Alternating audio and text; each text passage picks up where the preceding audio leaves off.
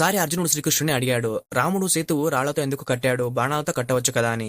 అందుకు కృష్ణుడు నవ్వుతూ, నువ్వు ఒక్కసారి ప్రయత్నించి చూడు అర్జున అని చెప్తాడు. అప్పుడు అర్జునుడు తన బాణాలతో సేతువు నిర్మించి, ఇది శ్రీరాముడి వారధి కంటే 100 రెట్ల బలమైనది అని గర్వంతో చెబుతాడు.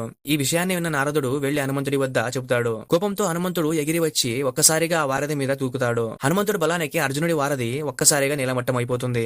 అప్పుడు హనుమంతుడు, అర్జున, నువ్వు నిర్మించిన వారధి నా ఒక్కడి బలానికి తట్టుకోలేకపోయింది.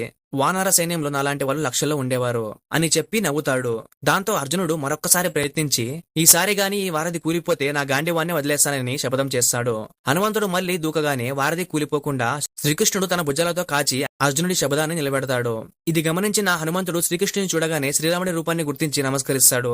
అప్పుడు శ్రీకృష్ణుడు హనుమంతుడితో ఇలా అంటాడు, అర్జునుడు మహాభారత యుద్ధంలో ధర్మ సంస్థాపన చేయవలసిన పాత్రధారి అని జరగబోయేది మొత్తం చెబుతాడు. అప్పుడు హనుమంతుడు, అర్జున, జరగబోయే యుద్ధంలో నీ రథంపై జెండాపై కపిరాజుగా ఉంటానని అర్జునుడికి మాట ఇస్తాడు.